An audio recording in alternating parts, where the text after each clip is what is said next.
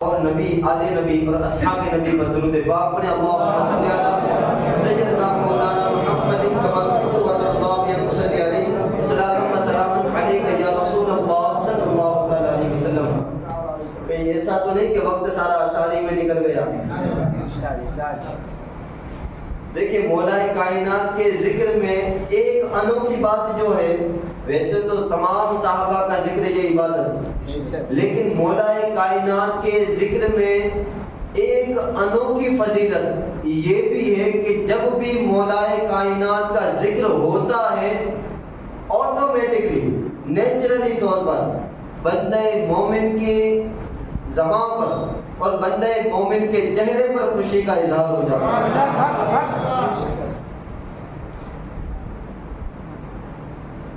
آئیے قرآن مقدس کی جس آیت کریمہ کو میں نے آپ تمام حضرات کے سامنے تلاوت کرنے کا شرف حاصل کیا، اسی آیت پر ڈائریکٹ تقریر شروع کرتے ہیں۔ وقت بہت کم دیا گیا ہے اور موضوع بہت بڑا دیا گیا ہے۔ اللہ تبارک و تعالیٰ قرآن پاک میں ارشاد فرماتا ہے ذَلِكَ الَّذِي يُبَشِّرُ اللَّهُ عِبَادَهُ الَّذِينَ آمَنُوا وَعَمِلُوا الصَّالِحَاتِ۔ یہ وہ خوشخبری ہے جو اللہ اپنے بندوں کو جو ایمان لائے اور نیک عمل کیے ان کو دیتا ہے۔ قُلْ لَا أَسْأَلُكُمْ عَلَيْهِ أَجْرًا إِلَّا الْمَوَدَّةَ فِي الْقُرْبَى۔ اے محبوب آپ فرما دیجئے کہ میں تم سے اس پر کوئی اجرت طلب نہیں کرتا مگر میرے قرابت داروں کی محبت۔ وَمَن يَقْتَرِفْ حَسَنَةً نَزِدْ لَهُ فِيهَا حُسْنًا، اور جو لوگ اس میں اور اچھے طریقے سے عمل کریں گے تو ہم ان کے اجر میں بھی اضافہ کریں گے۔ ان اللہ غفور شکور، بے شک اللہ بخشنے والا اور قدر کرنے والا، قدر فرمانے والا ہے۔ یہ آیت کریمہ اور اس سے اگلی والی آیتیں اور اس کے بعد والی آیتیں، یہ تمام کی تمام آیتیں نازل ہوئی ہے مولا علی کی شان میں، ماں فاطمہ الزہرا کی شان میں، اہل بیت اطہار کی شان میں۔ اچھا ایک بات اور بھی ہے کہ مفسرین کرام فرماتے ہیں کہ قرآن پاک میں علامہ غلام رسول سعیدی کی تحقیق کے مطابق جو تبیان القرآن، تفسیر تبیان القرآن میں موجود ہے، فرماتے ہیں قرآن میں 6666 آیت کریمہ موجود ہے۔ ان 6666 آیت کریمہ کے اندر 300 آیتیں مولا علی کی شان میں نازل ہوئی۔ کتنی آیتیں؟ 300 آیتیں مولا علی کی شان میں۔ تو میں یہ کہہ دوں کہ خدا خدا ہو کر علی علی کر رہا ہے۔ اب دیکھیں سب سے پہلے تو میں یہ بات واضح کر دوں کہ یہ ہماری ایک چھوٹی سی محفل، گنتی کی محفل، گنتی کے لوگوں کی محفل، لیکن میں آپ کو بتاؤں کہ محفل جتنی چھوٹی ہوتی ہے اتنی ہی نورانی ہوتی ہے۔ وجہ یہ ہے کہ جو کچھ بھی بیان کیا جاتا ہے، بڑی محفلوں کا حال کیا ہوتا ہے کہ یہاں پر قرآن پاک کی آیت کریمہ پڑھی جا رہی ہے، یہاں پر حدیث پاک پڑھی جا رہی ہے، اہل بیت اطہار کا ذکر ہو رہا ہے، اور وہیں پر بڑی بڑی مجلسوں کے اندر کوئی پان مسالے کھا رہا ہے، کوئی ادھر ادھر کی باتیں کر رہا ہے، کوئی چائے وغیرہ پی رہا ہے، وغیرہ وغیرہ۔ لیکن خاص کر چھوٹی محفلوں میں کیا ہوتا ہے، ایک طرف بیان کرنے والا بیان کرتا چلا جاتا ہے، سامنے سننے والے دوسری طرف سنتے چلے جاتے ہیں۔ نہ ادھر ادھر کی کوئی باتیں ہوتی ہیں، نہ ادھر ادھر کے کوئی اشارے ہوتے ہیں۔ اسی وجہ سے کہ جتنی چھوٹی محفل ہوتی ہے اتنی ہی نورانی محفل ہوتی ہے۔ تو اب اس نورانی محفل کے اندر ایک نورانی بات جو میں نے کہی، شاید آپ لوگوں نے اسے بہت بھاری بھرکم محسوس کر لیا۔ میں نے کہا کہ 300 آیت کریمہ مولا علی کی شان میں نازل ہوئی۔ اب نازل ہونے کو 1 یا 2 بھی ہو سکتی تھی، 3 یا 4 5 10 بھی ہو سکتی تھی، 300 آیتیں نازل کرنے کی ضرورت کیا تھی؟ تو وجہ یہ ہے کہ خدا خدا ہو کر علی علی کر رہا ہے۔ اچھا یہاں پر سوال ہوتا ہے کہ مولا نماز پڑھنی تھی تو تو نے ہم سے پڑھوائی، روزے رکھنے تھے تو نے ہم سے رکھوائے، زکاتیں دینی تھی تو مولا تو نے ہم سے زکاتیں دلوائی، حج کرنے کی باری آئی تو نے ہم سے اپنے خانہ کعبہ کا چکر لگوایا، حج کروائے۔ لیکن مولا علی کے ذکر کی باری آئی تو جس طرح تو نے تمام چیزیں ہم سے کروائی یہ بھی ہم سے کروا لیتا، لیکن تو نے 300 آیت مولا علی کی شان میں نازل فرما کر علی علی علی علی کا تذکرہ کیا، تو مولا سارے کام تو نے ہم سے کروائے یہ بھی ہم سے کروا لیتا۔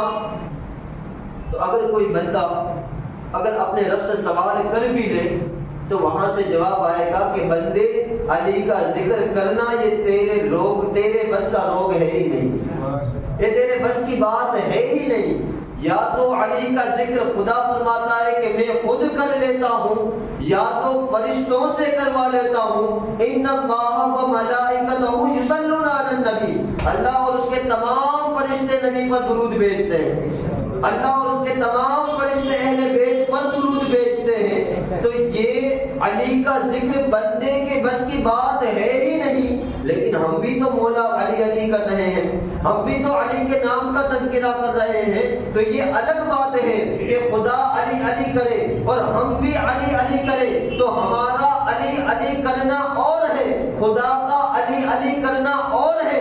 ہم علی علی کریں تو ہمارے گناہ معاف ہوتے ہیں، خدا علی علی کرے تو علی کے درجات بلند ہوتے ہیں۔ اللہ قرآن پاک میں ارشاد فرماتا ہے ذالک الذی یبشر اللہ، یہی وہ خوشخبری ہے جو اللہ اپنے بندوں کو دیتا ہے۔ مفسرین کرام لکھتے ہیں کہ یہاں خوشخبری سے مراد مولا علی کی ذات ہے۔ اب خوشخبری کیا ہے؟ دیکھیے جب بندے کو خوشخبری ملتی ہے تو وہ بندہ غمگین ہوتا ہے یا خوش ہوتا ہے؟ پکی بات ہے۔ لیکن دو مثال میں آپ کو پیش کرتا ہوں کہ بندہ غمگین ہوتا ہے خوشخبری پر۔ مان لیجئے کسی شہر کا کوئی ایم ایل اے آیا، بڑا جھوٹا مکار ہے، پتا ہے کہ کہتا کچھ ہے کرتا کچھ ہے، جو کہتا ہے وہ تو کرتا ہی نہیں، یا یوں سمجھ لیجئے الیکشن کے وقت آ جاتا ہے، الیکشن کے بعد غائب ہو جاتا ہے۔ اب وہ الیکشن کے وقت آیا، آ کر کے خوشخبری دی کہ آپ کے شہر ویرمگام کے اندر جتنے بھی کچے روڈ ہیں سب کو پکا بنا دوں گا، جتنی بھی گندی نالیاں ہیں ان سب کو درست کروا دوں گا۔ ہے تو خوشخبری کہ نہیں؟ بھائی لفظ خوشخبری ہے کہ نہیں؟ لیکن ہم سن کر خوش نہیں ہوتے۔ پتا چلا کیوں خوش نہیں ہوتے؟ پتا ہے کہ خوشخبری دینے والا جھوٹا ہے۔ ایک مثال۔ دوسری بات، اچھا چلو خوشخبری دینے والا سچا ہے، یقیناً جو وہ کہتا ہے وہ کرتا ہے۔ اس نے کہا کہ یہاں پر ایک بڑی سی سڑک بنا دوں گا، اور ہمیں پتا ہے وہ بنا بھی دے گا، لیکن جو دور رہنے والے ہیں نا وہ تو خوش ہوں گے کہ چلو ہمارے گاؤں میں ایک بڑی سڑک ہوگی، لیکن جو یہاں پر رہنے والے ہیں، جن کے مکان دباڑ میں جانے والے ہیں، جن کے اوٹے ٹوٹنے والے ہیں، جن کے چھپرے گرنے والے ہیں، وہ خوشی نہیں منائے گا اس خوشخبری پر۔ بات صحیح ہے کہ نہیں؟ ہے خوشخبری، ایک جگہ مخبر جھوٹا، خوشخبری دینے والا جھوٹا، تو اس پر لوگ خوشی کا اظہار نہیں کرتے۔ دوسری طرف یہ ہے کہ خوشخبری دینے والا تو سچا ہے، لیکن خوشخبری کے اندر ہمارا اپنا نقصان ہے، تو مولا علی اللہ فرماتا ہے کہ خوشخبری ہے۔ اب جو لوگ اس خوشخبری پر خوش نہ ہو، سمجھ جاؤ یا تو وہ اللہ کو جھوٹا مانتے ہیں یا علی کے نام پر خوش ہونے میں ان کا اپنا کوئی نقصان ہے۔ اور جو بندہ علی کے نام پر خوش ہو جاتا ہے، اللہ کے رسول فرماتے ہیں وہی سچا مومن کامل ہے۔ سبحان اللہ۔ ذالک الذی یبشر اللہ عبادہ الذین عبادہ۔ لیکن آج تقریر کے ساتھ ساتھ ہماری تفسیر بھی چل رہی ہے۔ ذالک الذی یبشر اللہ عبادہ، اللہ اپنے بندوں کو خوشخبری دیتا ہے۔ خوشخبری سے مراد کیا؟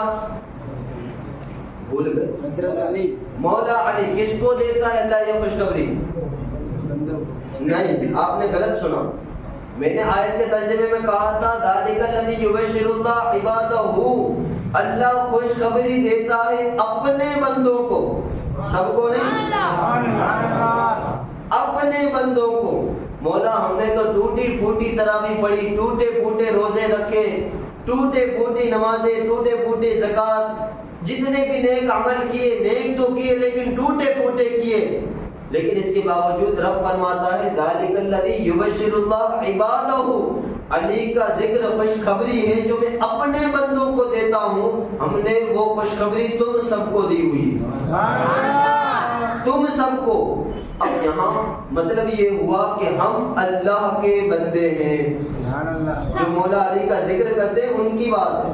ذالک الذی یبشر اللہ عبادہ، ہم نے یہ خوشخبری اپنے بندے کو دی، اپنے بندے کو.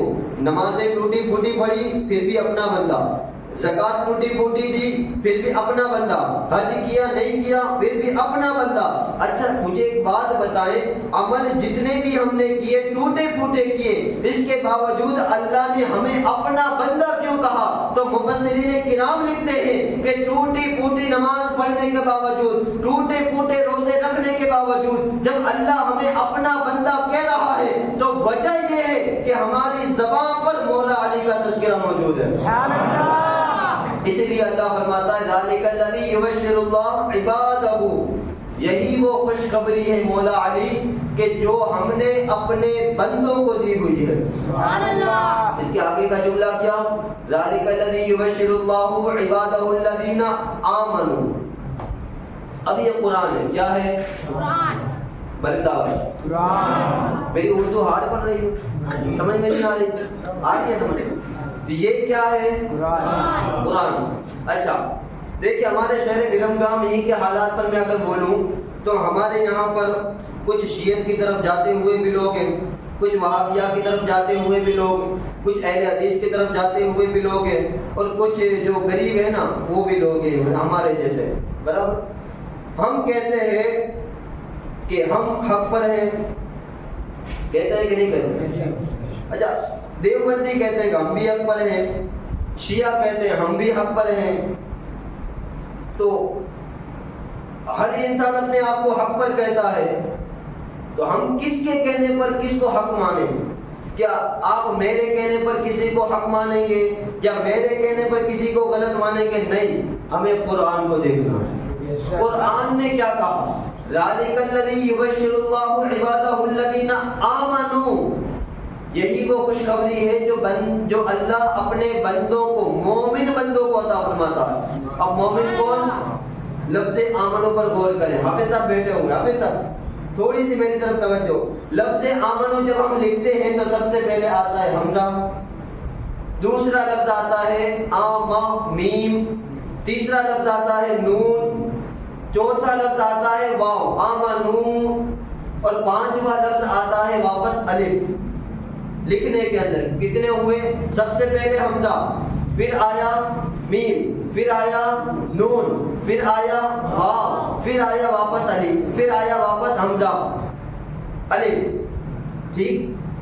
آمنو مطلب مومن بنتا ہی 5 سے ہے. سبحان اللہ.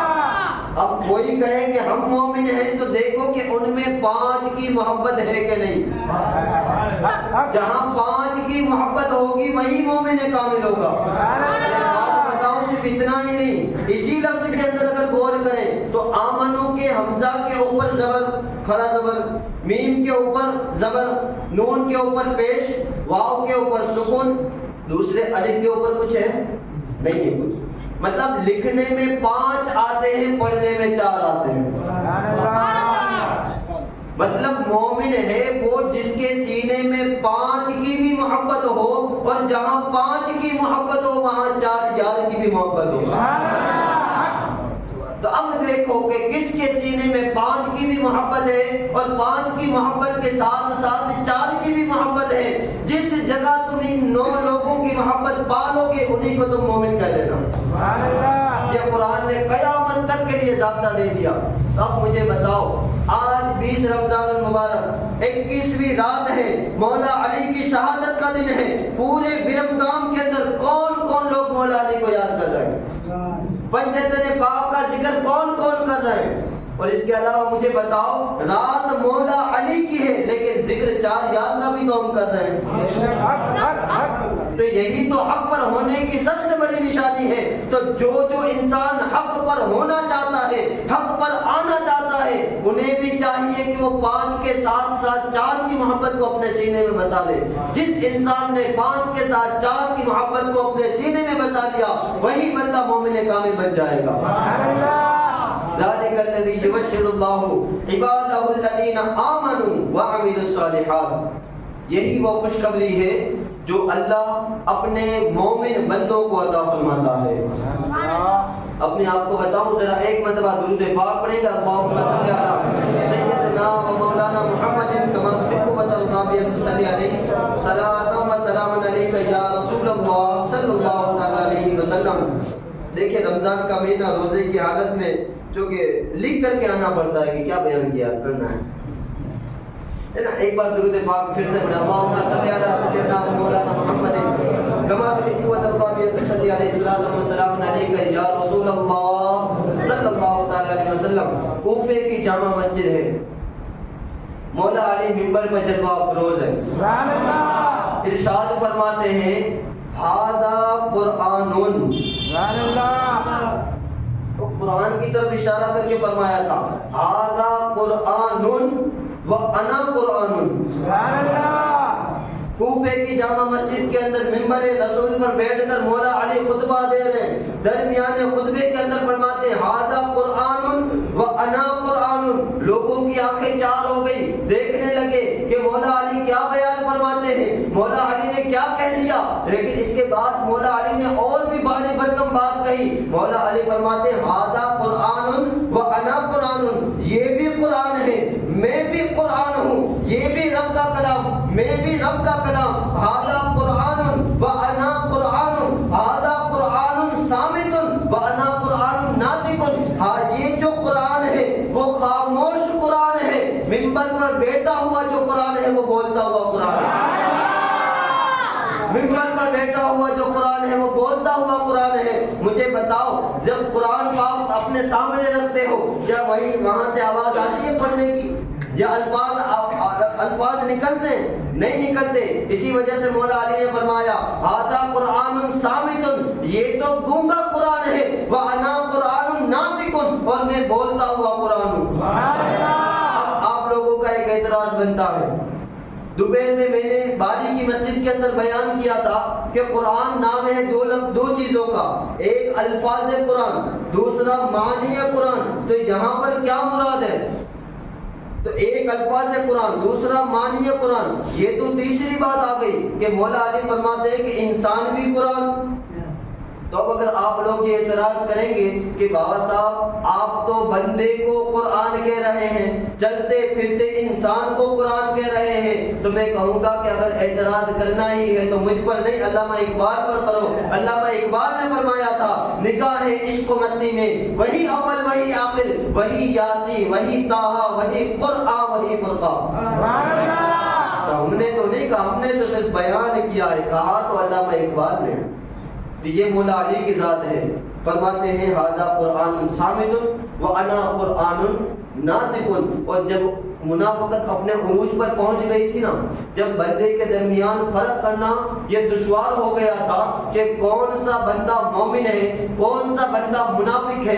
انسان چہرے دیکھ کر کے پہچان نہیں سکتے تھے، اچھا عمل دیکھ کر کے بھی نہیں پہچان سکتے تھے کہ مومن ہے تو وہ بھی نماز پڑھتا ہے، منافق ہے وہ بھی نماز پڑھتا ہے، مومن ہے وہ بھی روزے رکھتا ہے، منافق ہے تو وہ بھی روزے رکھتا ہے، مومن ہے وہ زکوٰۃ نکالتا ہے، سامنے منافق بھی زکوٰۃ نکالتا ہے. تو ہم کس کو پہچانے؟ صحابہ کرام کے درمیان آپس میں یہ مشاجرات ہوئے، آپس میں یہ مباحثات ہوئے کہ فرماتے ہیں کہ کون سا بندہ مومن ہے کون سا بندہ منافق ہے. اگر ہمیں فرق محسوس کرنا ہو تو کیا کریں گے؟ حضرت سعد بن ابی وقاص فرماتے ہیں کہ جس محفل میں ہمیں جاننا ہوتا کہ کون مومن ہے کون منافق ہے، اگر ہم جاننا چاہتے تو ہم اپنی مجلسوں کے اندر علی کا ذکر شروع کر دیتے تھے.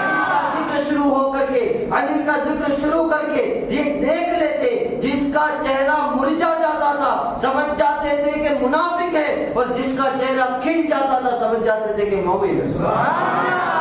اچھا کچھ باتیں اور بھی ہیں۔ صحابہ کرام رضوان اللہ تعالی علیہ مجمعین کے وقت تو نہیں ہو گیا، آخری بات، صحابہ کرام رضوان اللہ تعالی علیہ مجمعین کو جب اپنی زندگیوں میں فضیلت پانے کا موقع ملا تو صحابہ کرام نے فضیلتیں حاصل کر لی۔ مثال کے طور پر جنگ بدر کا جب واقعہ سامنے آیا تو جو مسلمان حاضر تھے انہوں نے جنگ بدر میں شامل ہو کر کے اصحاب بدر ہونے کی فضیلت حاصل کر لی۔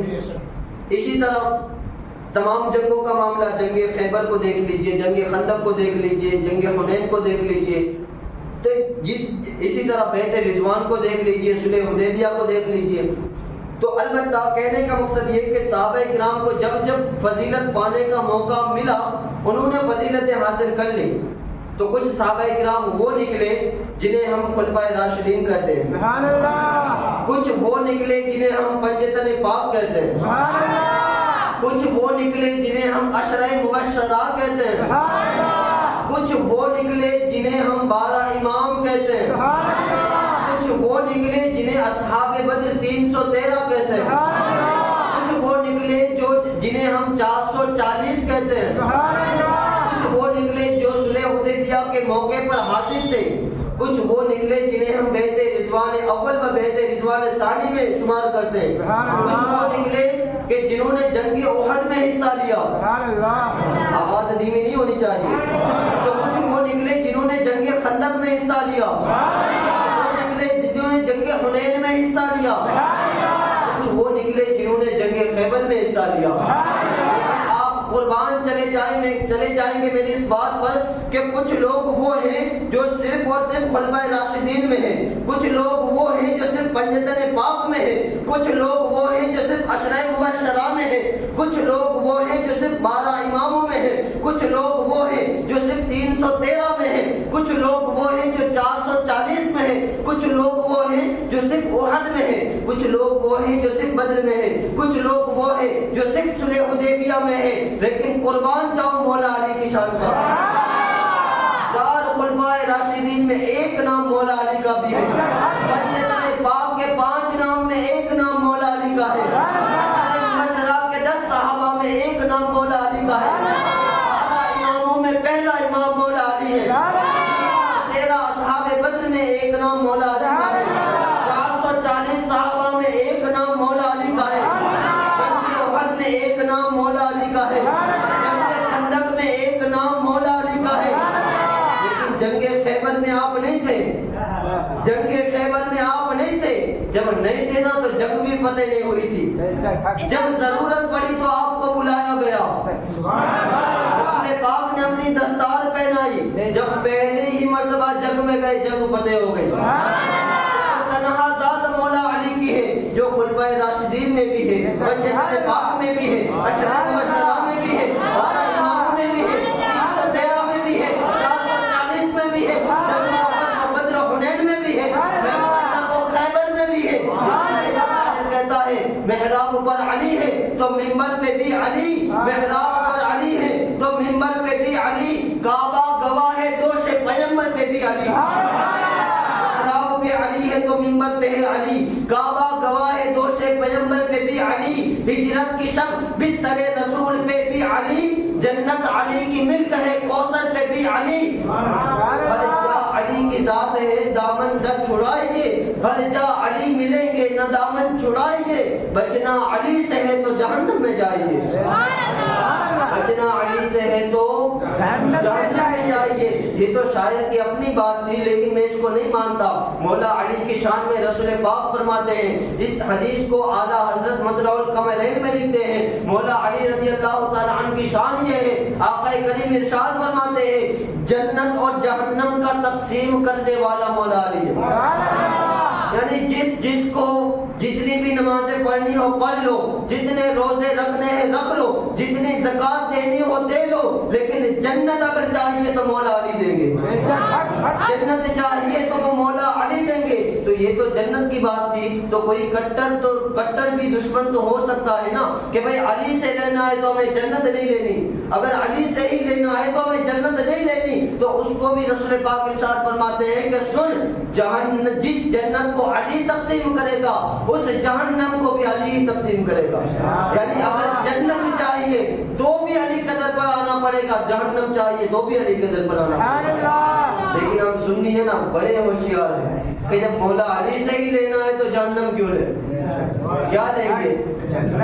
تو محرم میں تذکرہ کر کے بھی ہم جنت لیں گے، رمضان میں ذکر کر کے بھی ہم جنت لیں گے۔ اللہ تبارک و تعالیٰ کی بارگاہ میں دعا ہے جو کچھ بھی بیان ہوا اس پر ہم سب کو عمل کرنے کی توفیق عطا فرمائے۔ وآخر دعوانا ان الحمد للہ رب العالمین۔ السلام علیکم۔